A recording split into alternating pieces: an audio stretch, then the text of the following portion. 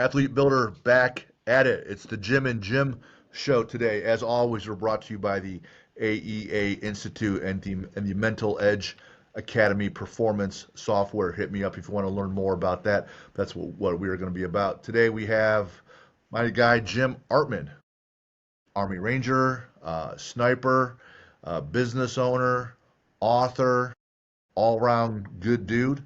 Shout out to Alex Rogers. When this episode drops, Alex Rogers' his episode will have dropped about 3 or 4 weeks prior. So we had him on, and Alex is a super cool dude. He said, hey, talk to my guy Jim. He helped me out a lot. I think you guys would vibe pretty well. So we bring on Jim Artman, author of the Hero Transformation Program, co-founder of Extreme Resilience, that personal development brand where they're working with people. He and his teammate. He has a. What's great about Jim is that he has a process. He has a plan, and he's been through enough things where he's lived it, so he can talk the talk and walk the walk. So, Jim, welcome to the Jim and Jim show today. Thanks for having me, Jim. Glad to be here. Yeah, for sure. Working with Alex, cool dude, right? Jiu-jitsu guy. Been through a whole bunch of things. He's been through a bunch of deployments. He's a SEAL. You've been through deployments. You coach him at all, like physical training, mental training, both, or just kind of like work together on a couple different things. Well, we actually connected on LinkedIn, honestly, Okay. and I think he was working with like the Honor Foundation, and I think the military, especially the special operations community, has done a lot better job than when I was in, which I got out in 2012. But they've done a lot better job at engaging guys when they're getting ready to get out, when they're about a year out, kind of leaning on them like, what are you going to do, what's your plan, and connecting them to veterans on the outside. And so he kind of understood the assignment, I guess, and we connected on LinkedIn and had a good long conversation. He's a great dude.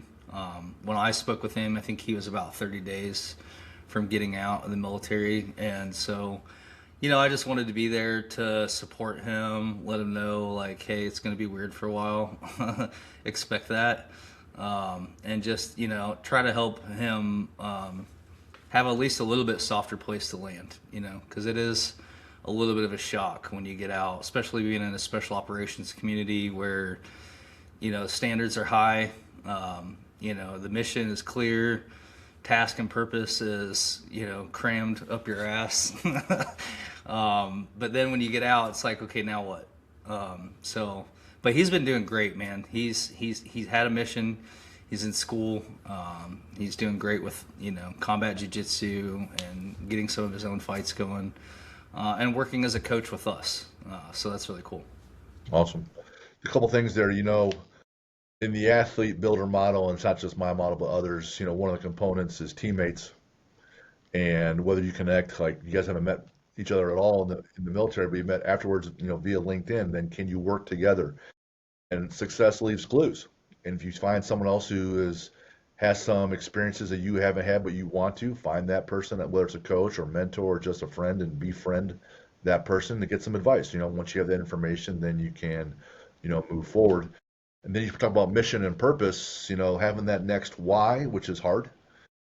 People and their identity get interwoven with their activities, whether it's their job or their sport or their unit. Take that away.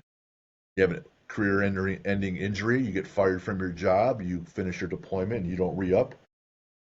You have to answer that question, now what? Which is oftentimes the title of most of my speeches. Now what? Because whatever we talk about today, if you don't do anything, hey, you got a little bit smarter, but what do you do next? Well, how do you put things into motion next? So that's a huge thing. And there's a number of things I want to get into with you. Being co-founder, writing a book, so I wrote a book. I want to find out what that was like. But I wrote down that your teammate with your business is named Chris, and you met on MTV's The Challenge. Is that right? No, No. no. We didn't meet on the challenge. We actually met at a business accelerator program in Kansas City that's hosted by Wes Bergman, Okay. who was on the challenge several Okay. times. And And so, yeah, it's called The Blocks.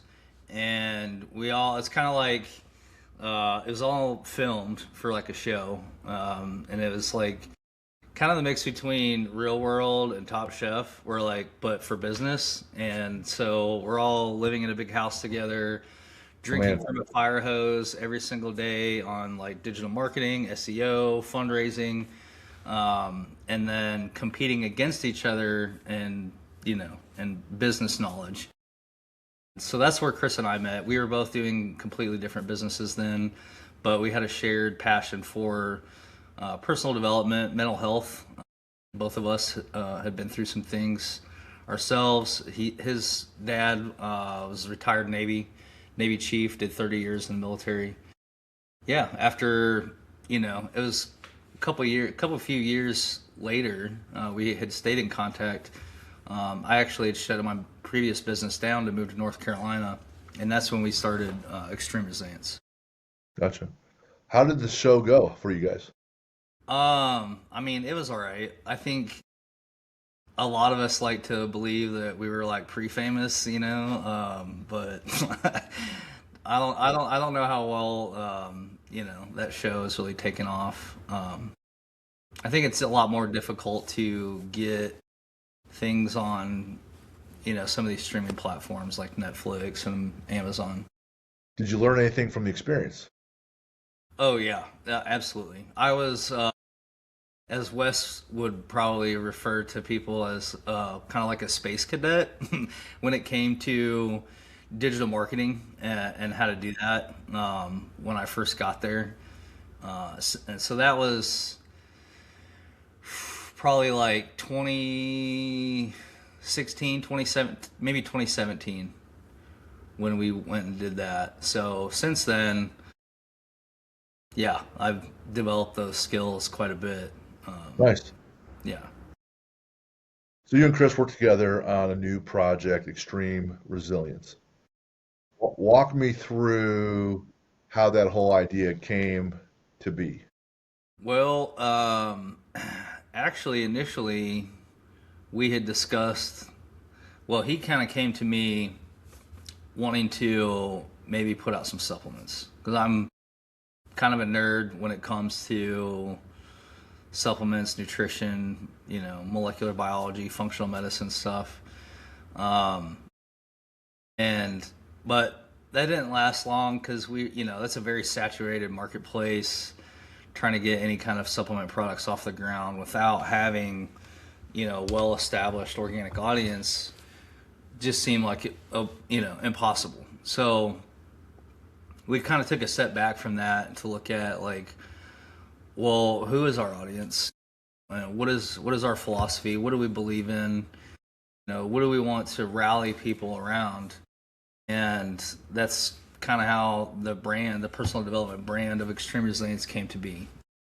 Our company motto kind of speaks to what you were talking about earlier, is to own your purpose. And looking at my own experiences and, that of especially the veteran community, also first responder community has a lot of similarities. A lot of those people are veterans. Basically anybody that's very high performing, we can assume that we've all experienced some kind of trauma at some point in our life. So, when we say own your purpose, it's, it's one thing to be able to identify what your purpose is, right? Especially if you're transitioning from one career to another. But to be able to step into those shoes and actually own it is a whole other thing. And so that is the premise for, our philosophy of coaching and working with our clients is we use a holistic approach. I think that it is really the minimum effective dose is that holistic approach, because none of, mental, physical, spiritual, or environmental wellness kind of operates in a vacuum.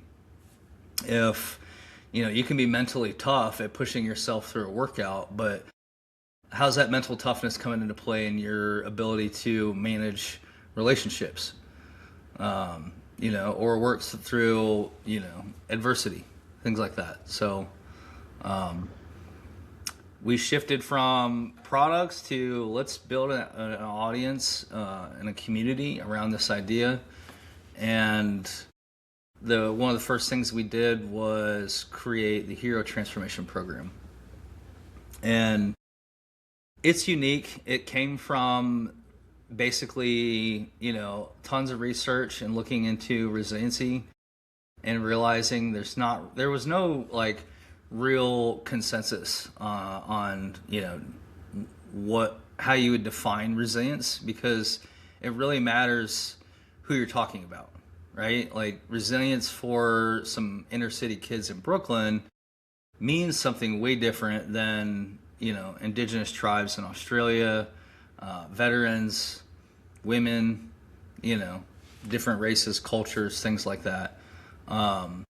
So I kind of had to go out and create something that I felt would be well suited to our community and dealing with the specific struggles that most people have, especially veterans and first responders or people that are pushing themselves to perform at a high level, to include business owners.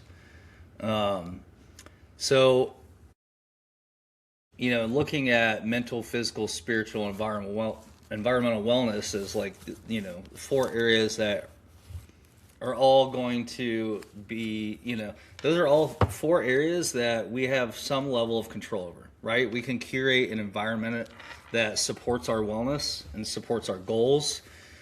Many people have heard you're the average of the 5 people you spend the most time with, right? True. Yep. Cluttered workspaces, all those types of things. What kind of cleaning products are you using? What are you putting on your body? And ultimately, we are a big tube. If you were to stretch out the surface area of our digestive tract, it's about the same square footage of a tennis court.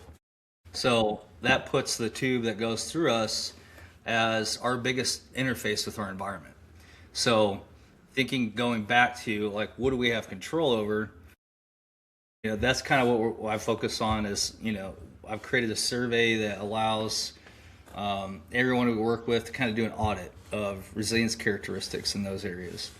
And then to sort of operationalize it, because I don't have people fill out surveys to collect data, right? It's literally for them as a self-assessment tool. Then I have them audit their life through the lens of their health, earning potential, relationships, and opportunities. Like, how well are you applying those mental, physical, spiritual, environmental wellness strategies to those 4 areas of life? Because those are all 4 areas that everybody cares about. So, yeah. In a nutshell, it's comprehensive, right? You want to work internally with what they're consuming, externally with what they're doing with their bodies, relationships, who they're around. Because not only are you the product of the 5 people you hang out with, you're a product of which hemisphere you live in, the work in which you do. You're a product of your childhood, and all that plays into it. So we're hit with stimulus at all points of the day in all different ways. That's why I like the mental performance side of coaching and training as the physical side, because you can't have one without the other. Because the mental piece drives everything, but just like you said. When you're growing up, I know you played some sports. You go into the Army, you end up being an Army Ranger, very physical. Then you're a sniper after that. You deploy as a sniper too, so again, there's the physicality of it. Just sitting still is a physical endeavor, right? And there's consistent adversity, whether you're playing at a high level in sports. And it's one reason we have athletes on, coaches on, military folks on, because there's so much crossover with the lessons learned. I got to believe as you are deployed over these years, you got to be thinking in the back of your head, because you mentioned now what? At some point, you're like, well, I'm not going to be in this for 20, 30 years. I'm not going to be a lifer. What might I do when I come out? It's probably percolating in the back of your head. You had some different ideas. You started a different business. Then you met up with Chris, and this kind of came together. Would you say that that time and deployment, the ups and the downs, help shape what you're doing now and kind of built that identity and that process of, hey, these are problems that we all face. We've got to have some solutions so that one, we just stay alive because suicide rate is a very high thing in the military, and also just not just survive but learn to thrive because we're only here once, so might as well see what we can do. Talk about how that whole thought process, because I also read in your biography, you're a big nerd like I am. Talk about genes and molecular biology, yuck. Epigenetics, yuck, right? But those are important things, right? So I like nerd stuff, but my God, right? So I'm glad there's people like you that can distill it down for me. But talk about how that hero's journey of yourself, of how you got to this point where, I'm putting all these things together and making this new product, this new service. Well, several things came to mind. One is, kind of starting with like growing up in First Ranger Battalion. That's a hard place to exist. But I think I graduated RIP on my 19th birthday. So, when I showed up and everybody's already gone, it was rough. It was a tough place to be. And so, often you're faced with that sound in your head that makes you want to quit. And everybody that you're surrounded by is a heavy hitter, and there's an expectation to be able to continue to exist there that you're going to put in the work, right? So nobody's going to do that for you if, you're only putting in the work like during PT with your squad. Like, that's not enough, right? So you either figure out how to have personal accountability, for all those things, and be able to ignore those quit sounds in your head, because you learn, pretty quickly that your body can do a lot more than what your brain is trying to tell you can, and so, putting in lots of reps with that, eventually that sound in your head gets a lot quieter. But the personal accountability piece, I think, is really big and stuck with me. So that's one thing. As far as getting into the science, studying molecular biology, functional medicine, a lot of that, a good piece of that came from, I think, my intrinsic appreciation for self-reliance. I've always valued being somebody that can handle things, be resourceful, be self-reliant. And when I was working at sniper school, running stalk lanes and stuff, I see a lot of mushrooms in the forest, and so that kind of goes along with that. Like, I started reading books and studying mycology and understanding how to go out and forage for food. And, studying the science of mushrooms was really fascinating to me. And it was about that same time that I discovered permaculture. And for those who've not heard of permaculture, it literally means permanent agriculture. And it's a system of growing food that mimics nature.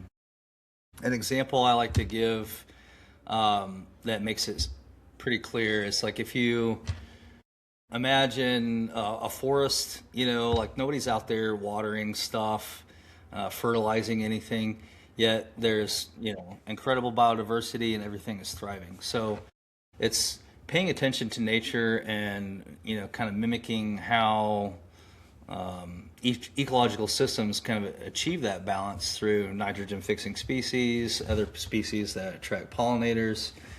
And without getting too far in the weeds in that, I just thought it was really cool. I'm like, why is everybody not doing this? So, my version of the American dream was go out and study, the fundamentals of science.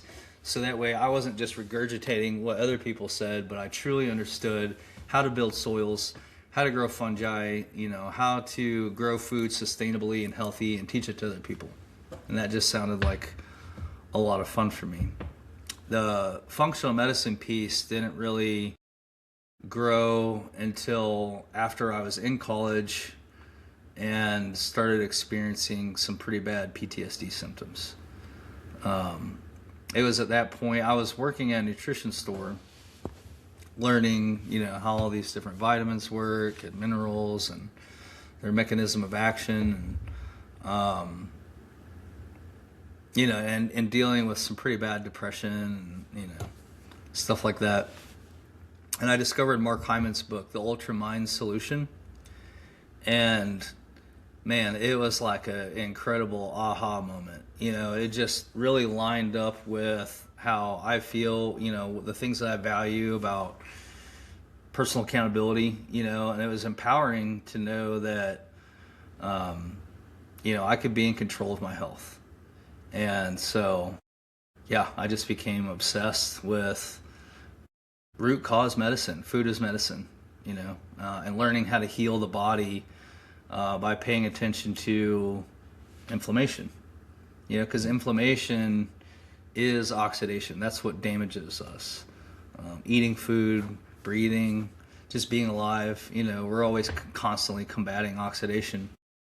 And that's what drives pathologies, to include the mind, and I wanted nothing more than to feel solid again. When I got out of the military, I was a staff sergeant training snipers. I loved my job. I felt like I was thriving. Did you say would you say you had a lot of sound food in those MREs? No. No. No. Were you going through the chow line, or you're like, oh man, the molecular biology here is on point. I'm feeling so well nourished, and I'm not inflamed at all. Yeah, what do they say? Pain is MRE leaving the bodies. No, and there's been like new headlines that come out that they're loaded with heavy metals and all kinds of junk, which doesn't surprise me. But yeah, and kind of going back, like after spending years studying all this stuff, it still really did. It took me a while to actually truly implement it, I don't know why. I there was things that I knew and understood for 6 years, and I was just, had some kind of excuse for not doing it. But once I finally did begin to apply, everything that I knew, because I had no choice, honestly. Like my mental health was so bad. I was having panic attacks, going in and out of relationships that were not good for me, and learning a lot about myself, a lot about trauma that I had, some of it from the military, a lot of it from childhood.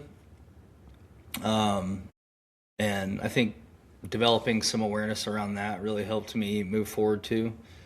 I think when people sit down with anything, whether like you go to basketball practice and you learn some new drills, or you learned new information on the molecular biology level, if you don't answer the question, now what? Like, what do you do with that? So do I kind of implement anything? And so it's not the knowledge, it's not the goal.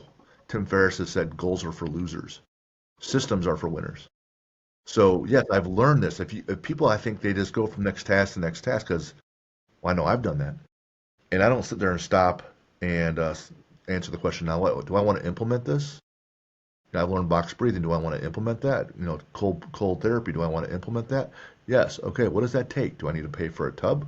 Do I need to have it in my garage? If it's just a tub of water, what's going to be grown in that here in a few weeks? If it's going to be cleaned out or not? So once you learn something and you put a system in place, then you're making choices. And as Jocko would say, there's no choices. There's only consequences or trade-offs. I chose alcohol versus lemonade. I chose dinner versus drinking my dinner. I chose this relationship or not. I chose to get up and work out. I chose to get up and work out at 6 or at 5 in the morning or whatever. So, or I could sleep in. So there's always just these trade-offs. And it comes down to the system can you put in place. And if you put something in there that's repeatable, but also one that you can critique, hey, this is my system, it's in place. My car is a system, it's in place. It seems that whenever it's low on fuel, I need to add fuel. I got to adjust my system. After so many miles, I got to change my tires. When you have your system in place, just constantly tweak it systematically. Not just every day, right? I'm tweaking every day. That gets a little annoying and not sustainable. But once a week, once a month, just keep checking your system with you and yourself and your coach. Then you got a shot. That way you're constantly progressing. Because to your point about, I have depression. You don't. Your system in place is to keep you depressed, right? If you're grieving, your system in place is to keep you grieving until you make some other choices to reframe your mindset, focus on something else, focus on improving. And like even when we work with that 22-0 project, which it's a military project where they're just working with vets trying to get the 22 daily suicides, which actually is a much higher number, down to 0. When the vets are talking to their coaches or counselors, they don't relive the trauma. They don't go through it again because then it just hurts them more, right? They're reliving it, and it also hurts the counselor. They're working on reframing your focus onto something else immediately, right? I'm not saying we're going to bury it and not address it, but you can sit there and be woe is me all the time with my situation, my job, my relationship, my health, my obesity or whatever, until you put a system in place. And so my advocacy is stop moving for one day, for 1 hour or whatever. Take a look around and say, hey man, what's not working? Who should I talk to? Should I put something in place? I think people get on the zombie mindset. Next thing you know, 10 years are gone. Same thing, Groundhog Day. One of the so in functional medicine, I don't mean to keep putting in plugs for functional medicine, but there's a lot of functional medicine practitioners use this what's called a 5R protocol for healing the gut. And the first R stands for removing obstacles to healing. So, when you're looking at somebody who's experienced a lot of trauma, has had a lot of toxic environmental exposures, so for veterans, that could be MREs, it could be leadership, it could be deployments, it could be shoot houses, heavy metal toxicity. It could be a lot of dysbiosis in the gut from poor diet. So there's a lot of things that are going on that are working against folks. And you don't have to be a veteran for this to be true. If you're consuming a standard American diet, all of this is relevant. But so I like to begin with, focusing on what are the obstacles that are standing in your way that we can remove that'll make everything a lot easier for you, right? Because if your body is inflamed, so is your brain, right? If you've got insulin resistance going on, your brain is also experiencing insulin resistance. And when that's going on, your brain cells can't make the energy they need to do their normal functioning, like clean themselves or fire appropriately, respond to neurotransmitters and things like that. Then it starts to have deleterious effects. This is like they refer to, dementia is kind of like type 3 diabetes. But, you can look at that on a little bit less serious scales, like to where understanding that those things are going to impact your ability to handle stress, period, right? Your ability to respond to adversity appropriately. Because when you're super stressed out, whether that be cognitively, psychologically, your appraisal of the situation causes you to experience stress, or if it's physical stress from damage, right? Like eating like shit, drinking too much, having excessive oxidation going on in your body. Both of those things are going to significantly impact your ability to have those thoughts, to move through that adversity with grace and speed like we all want to. So, I tell people all the time, like, you can't necessarily think your way out of it always, right? So I think it's a good way to start, is like getting people to start healing their body, and then some of those things kind of start to come online, and be a lot more manageable, and that's where we start to share some of the tools. Like I'm sure you use with a lot of your athletes, things like box breathing, healthy coping strategies, stuff like that, and really curating that environment to support their goals. Going back to something else you were saying earlier, one of the things that I think helps folks with sustaining these efforts over time is connecting it with their values. One of the first things I do with everybody that I work with is a values exercise. They actually stole from Brene Brown. You know what I'm talking about? Shame, vulnerability researcher. She did a famous TED Talk. I did something similar with. It's a very simple exercise. Basically, it's a long list of words that could be your values. Things like discipline, honesty, integrity, family, love, empathy, good character. And so I have people, spend some time listing out their top 5 values, in order from 1 to 5, and then take a hard look at their life and see, are you actually living in accordance with those values? And a lot of times we're not. And so I think it's super helpful to keep that top of mind and develop our self-awareness around what's important to us. Because when I looked at, at this point in my life, for the last probably at least 10 years, I do eat pretty healthy, and it's not hard for me to do that. I know that is kind of unusual in at least the United States. And so, I've thought about why is it easier for me to do that? And I think it really just does boil down to values. When I'm consuming food, generally I'm thinking like, is this something that is going to cause damage to my body or support me? Is this going to be fuel, nutrition? It's going to help my brain work, because I've been to the place where I've been suicidal and depressed and just living in darkness for weeks on end, white knuckling it through life. So I want to do everything that I can, everything that I'm in control of, whether that be the way that I think about situations, how I choose to respond to other people, to adversity, what I choose to put in my body, and just kind of increasing that agency, if you will. Which is why I always say fasting is kind of the gateway drug to being in charge of yourself, because it forces you to interface with your hedonistic impulse, that like craving and hunger that you get with stuff. You try to make excuses like, oh, it's just this one thing, or this isn't going to matter. But when you show up for yourself and do what you said you're going to do day in and day out, it strengthens that muscle, that self-discipline muscle. And that's not everything. Willpower can only get you so far. We kind of talked about that a little bit yesterday.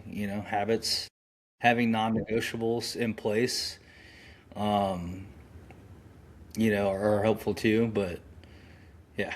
Well, let me ask you this. So, just top of your list then, what's your number one value you strive to live by? Just number one. What's the word? Probably being kind. Kindness, vulnerability. Those are 2 different words. They're completely different. Yeah, I know. So kindness is number one. So kindness is number one. I had to do the same exercise. I used a business book, Gino Wickman with Traction is the name of the book, and it walks you through how do you set up your business and think about all the different components. And it's very, very helpful. Shout out David Mann, private equity guy, Naval Academy grad, just liaison to the president, who told me about that and said, hey, Jim, you need to read this book and implement everything. So I did a retreat by myself with this book in the cabin, and I'm going through all these exercises and learning this stuff. And one of them was, what is your business? So I run a gym. What's the gym's core value? So for me, the first one was integrity. And it was just do your best. And You don't need to have a lot of rules. Like when you have Congress with millions of rules, it's because someone's usually broken one of them. But if you have 5 or 6 standards, then the rule kind of encompasses everything. So like conduct unbecoming a Marine is just one rule that basically, if anyone breaks it, they could be in trouble. Like doing all the other rules get broken too when you break that one rule. So am I acting in integrity all the time? No way, no chance, right? Plenty of flaws, plenty of sins, but trying to do my best was my first one. What's your second one, Jim? You said vulnerability. Yeah, ability. That's that honestly that was kind of like one of the first like big aha moments I had after being out of the military. There was a very specific moment that happened to me. I was in college studying science at Bowling Green State University, In and Ohio? I had started experiencing, some pretty bad PTSD symptoms. I was going through a divorce with my wife of 10 years. And it sucked. But my little brother, who's 6 years younger than me, funny story, he was actually in basic training when I was at Fort Benning teaching sniper school, and I knew some of his drill sergeants. So I got to go down there and mess with him a little bit. But he immediately went to Afghanistan. And I had been out for a little while and starting to experience the impacts of the stress of combat. And I never wanted for him to ever experience anything like that. I wanted him to have like the most boring deployment in the world.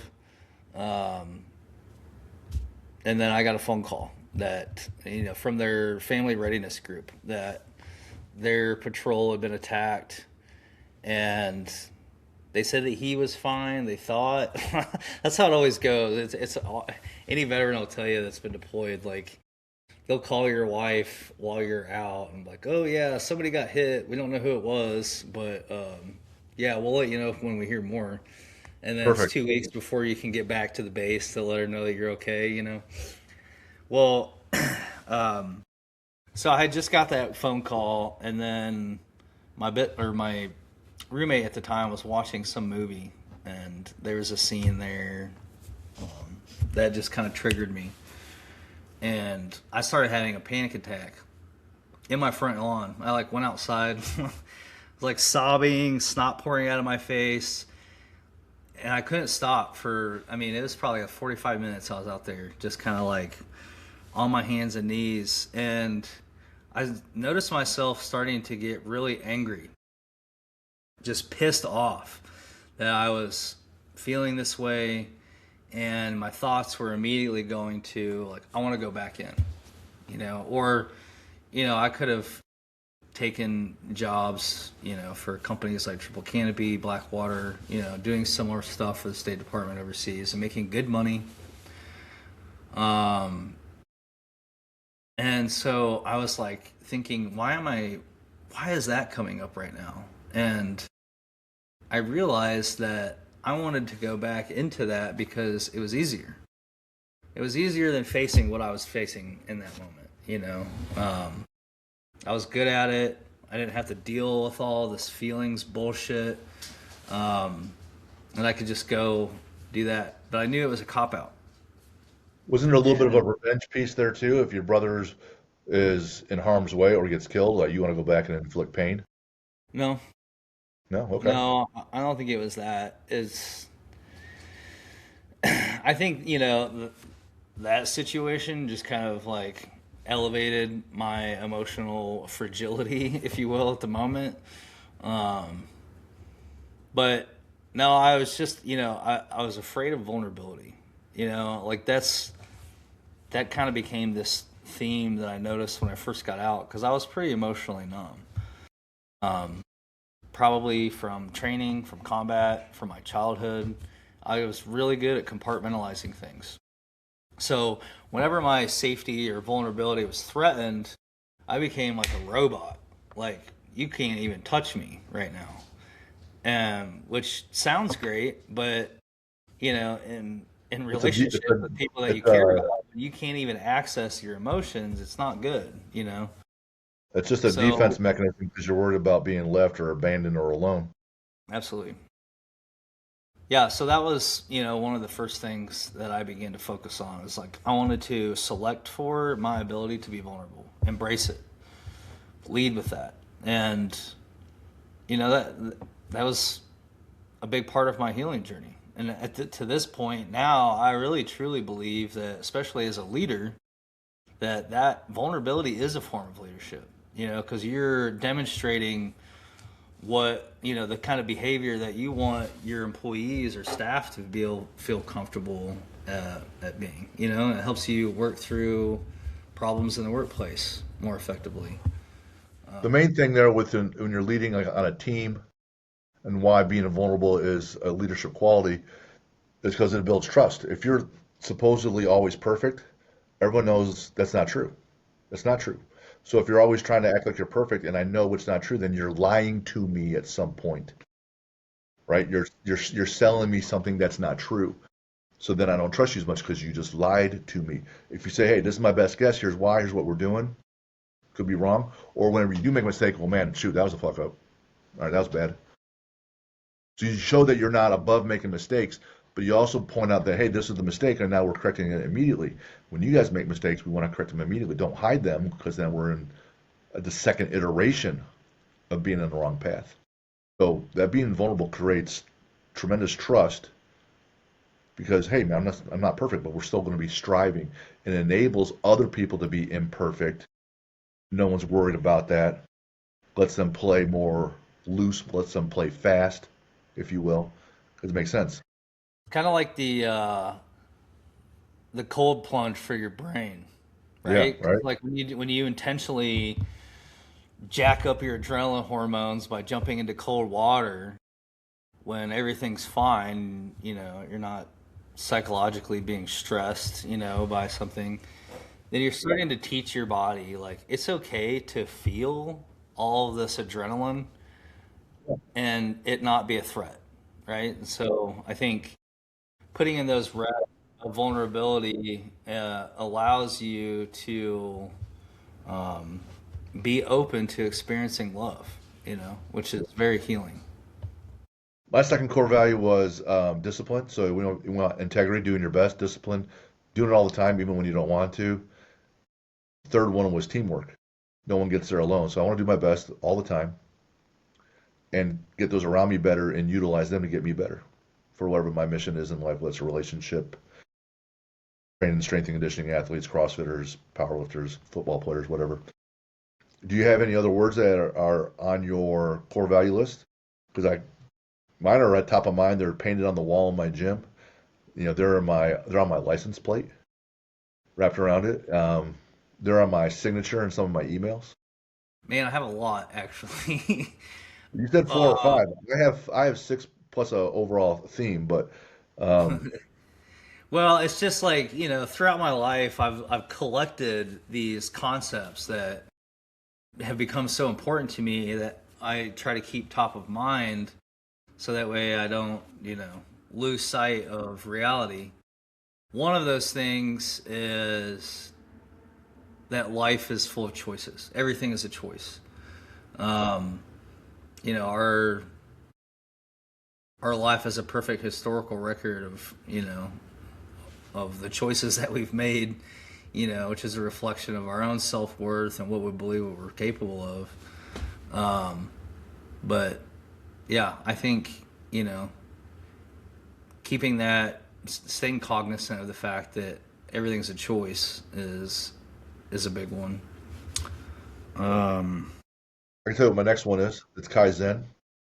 Kaizen, yeah. Integrity is doing your best, and discipline is doing it all the time. But if I'm doing my best with a teammate to get better at basketball, and we're just simply running around the table while I'm doing my best and running as hard as I can, and I'm doing it all the time when I'm supposed to, running around the table, I'm doing it with my teammate, I'm probably still not getting better, right? I'm working hard, Right. but I'm just running around the table. I'm not getting any better at basketball, right? So there has to be a Kaizen approach, which is the mantra for Toyota. a Japanese term, which means looking for constant improvement in every little thing, little things here and there. So I always reference James Clear's Atomic Habits book about Kaizen, and Tony Robbins has it on like chapter 3 of Awaken the Giant Within, two outstanding manuals for anyone trying to just be somewhat better at anything. So you got to always try to get better at things, right? Not just, hey, I'm working hard, running around a table like an idiot. The last two is enjoyment. You got to have to like what you're doing, right? I could be great at basketball. You know what? I was great at the trombone in middle school. Didn't speak to me at all, but I was like, hey, I'm cool at this. Like, I'm really, hey, you should be doing something. I'm like, I think trombone's kind of dorky, like even too dorky for me, and I'm a big dork. So I'm, not about that life going into high school. So I was good at it, but you have to enjoy what you're doing, because if you really like it, there's a lot of bullshit to being good at basketball, like running suicides, right? There's a lot of pain of doing some of the things that no one wants to do, even the ones that love basketball. So you have to enjoy it a little bit. And the last piece is Sisu, a word from Finland. The mantra for the entire country was the first tattoo I got on my arm. And it was just when you're at your end of your rope, when you're suicidal, when you're looking at addiction, when you're looking at any form of quitting, you just hang on and don't quit. So that's in my assessment, that's the survival version of Sisu, just holding on and don't quit. The winner's version of Sisu is when you're running those sprints, you run through the line, you don't quit. You do everything to the end and then more. When other people are doing, hey, we're doing 100 push-ups, you're doing 102. Everything you do plus 2. So that's not quitting on the exercise or your teammate, right? So the longer I can not quit on the getting better stuff, it means I'm going to progress faster because I held on and didn't quit longer. And then once I read Tim Grover's book, Relentless, I'm like, well, shit, man, you can only have 3 or 4 words, otherwise it gets kind of convoluted. But the word relentless is what he applies to everything. So I'm just trying to apply those 6 words relentlessly as best I can, knowing that every day I'm coming up short. I just want to live within that standard. So those are my 6 words plus relentless, and that's the deal. I really like that book. There was, I actually got a really good takeaway from that book. He was talking about training Kobe Bryant and channeling your inner dark side. Mm-hmm. And what he was referring to as Kobe's inner dark side was not something that I personally could relate to. But I had just pretty recently had started my last business building permaculture systems. And I found myself, I had built this big orchard and a creek to handle stormwater runoff. And I had to build a small little vehicle bridge to get across, about a 25-foot vehicle bridge to get across this creek. I've never built a vehicle bridge before, And so with my nerd brain, I'm studying I-beam theory and trying to figure out, do all the math to make sure that what I was designing and building, an F-250 could drive across.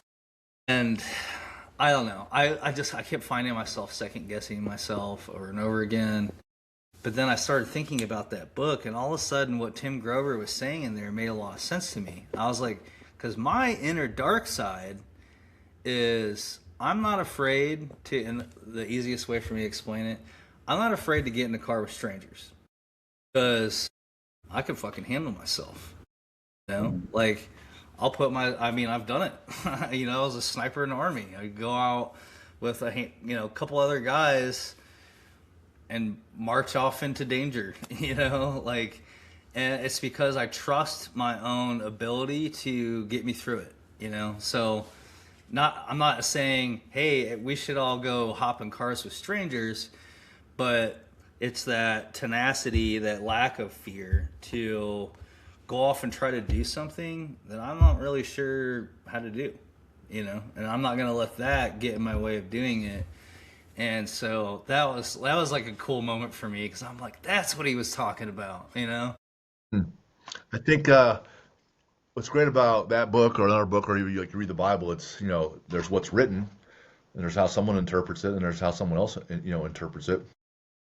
Some people might interpret that when you're embracing your dark side is that, hey, sometimes I get mad as hell if I'm losing, which then causes me to focus more.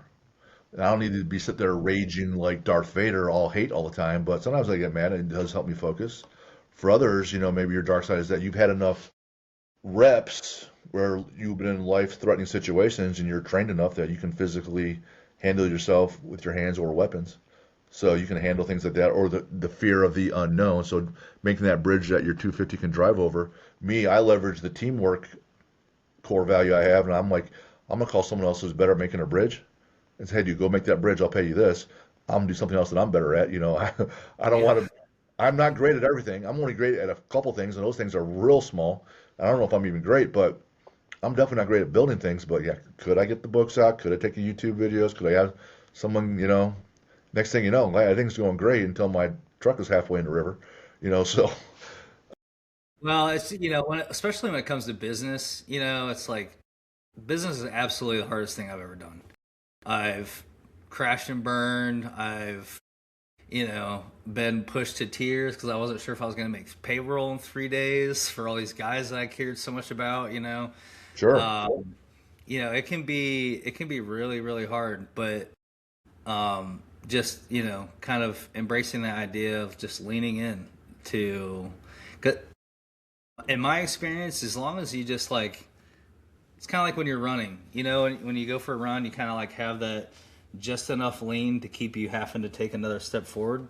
That's the idea, yeah. That's I think that that's a good way to approach life and business, is like, because once you start leaning in, you don't want to lean back because those opportunities are going to keep coming, you know.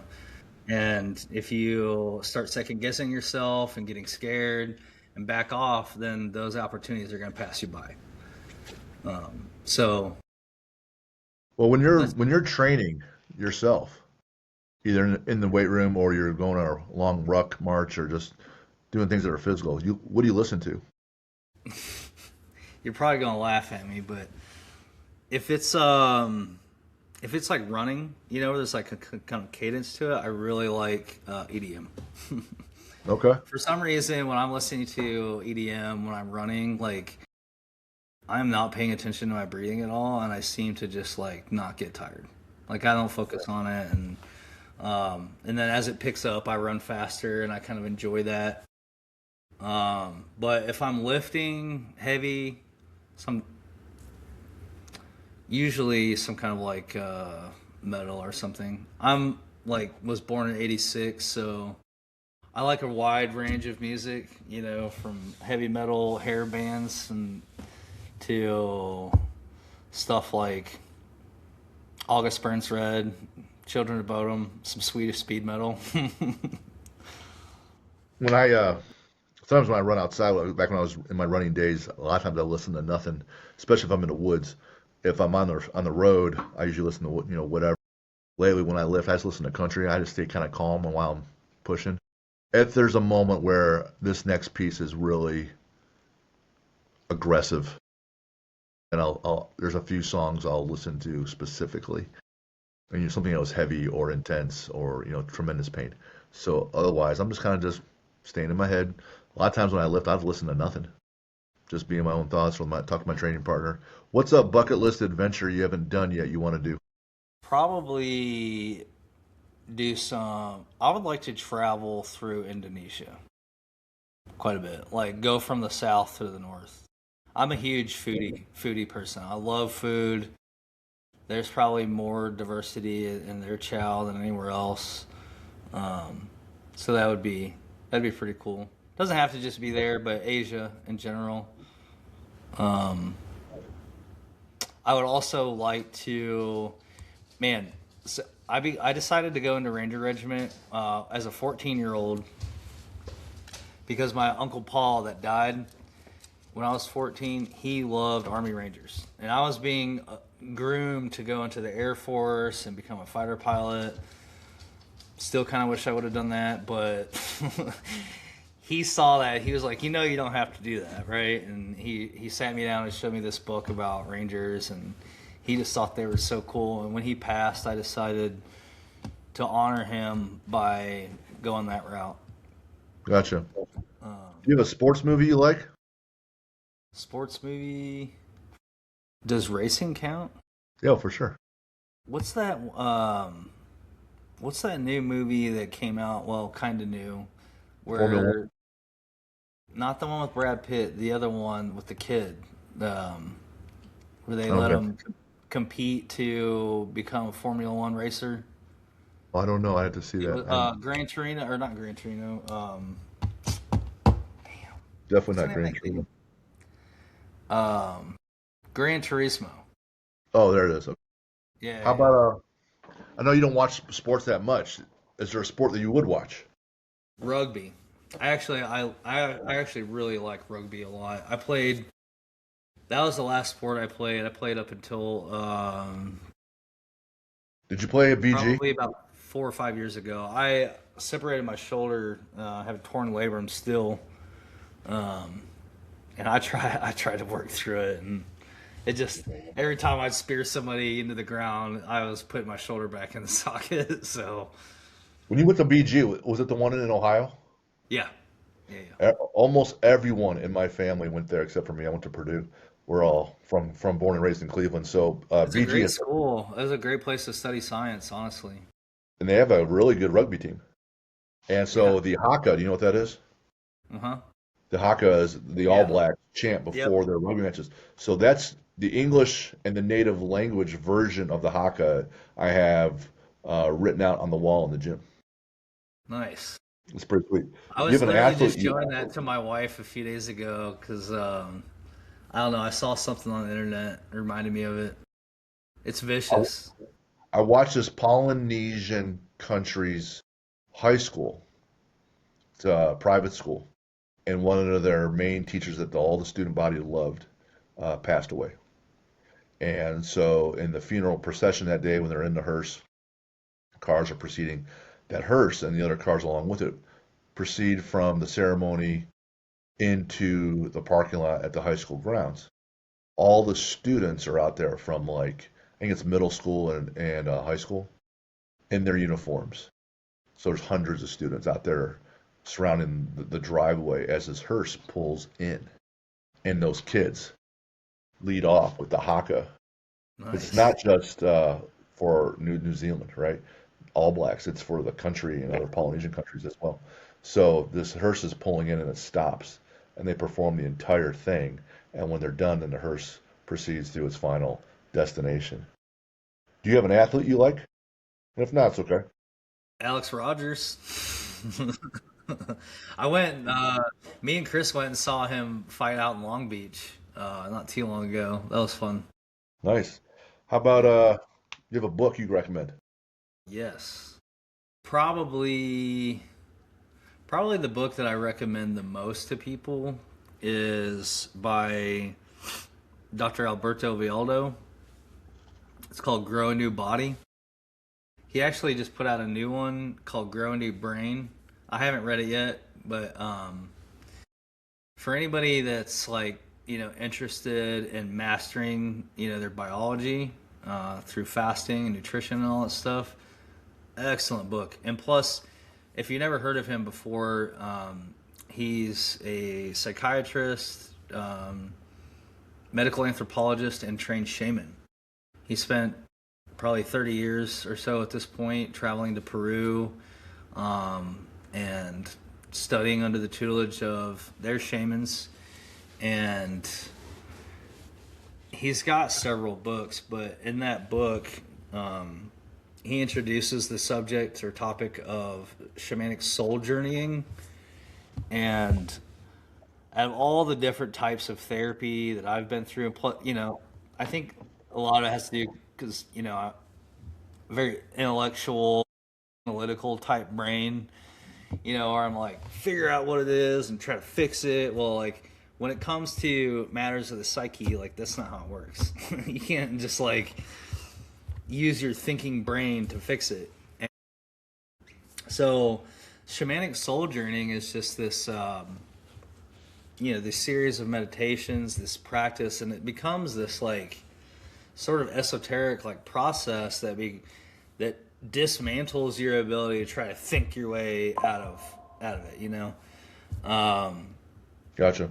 it's this, like, kind of methodical process where you can literally, as like a third party, observe parts of your psyche, and it's a system to revisit those. And what he refers to as soul contracts, like absolute ways of thinking that we developed, from things that happened to us in childhood. Cognitive behavioral therapy sort of mimics this in a way where they talk about stuck points. Um, Anyways, awesome book. After reading that book, I immediately started incorporating fasting into my life. Um, I had heard about it, and I was like, I wonder if this is cool.